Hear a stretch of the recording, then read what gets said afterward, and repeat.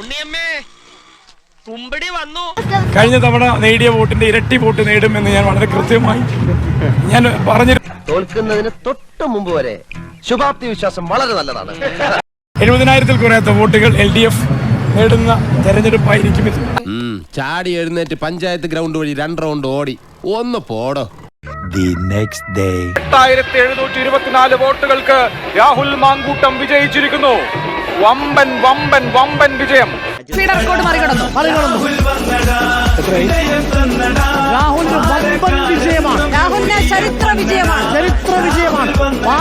അങ്ങനെ പടക്കടകുദാഹവ എന്തൊക്കെ മേളമായിരുന്നു. പാട്ട്, ഡാൻസ്, കൂത്ത്.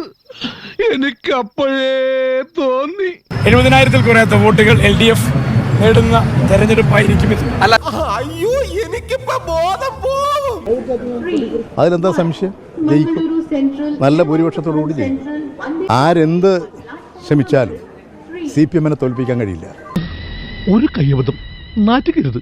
ഇടതുപക്ഷ ജനാധിപത്യ മുന്നണിയുടെ സ്ഥാനാർത്ഥി വലിയ ഭൂരിപക്ഷത്തിൽ പാലക്കാട് പിടിച്ചെടുക്കാൻ വേണ്ടി പോകുന്നതിന്റെ ചലനങ്ങളാണ് മണ്ഡലത്തിലാകെ കാണാൻ വേണ്ടി കഴിയുന്നത്. 8,724 വോട്ടുകൾക്ക് രാഹുൽ മാങ്കൂട്ടം വിജയിച്ചിരിക്കുന്നു. വമ്പൻ വമ്പൻ വമ്പൻ വിജയം. ഇനി എണ്ണിയവർക്കെങ്ങാനും തെറ്റുപറ്റിയതാണോ? എണ്ണിയവർക്ക് തെറ്റുപറ്റിയാലും ജനങ്ങൾക്ക് തെറ്റുപറ്റില്ല. ജനസംസാരം അങ്ങനെയാ. എന്റെ എല്ലാ മാനവും പോയി.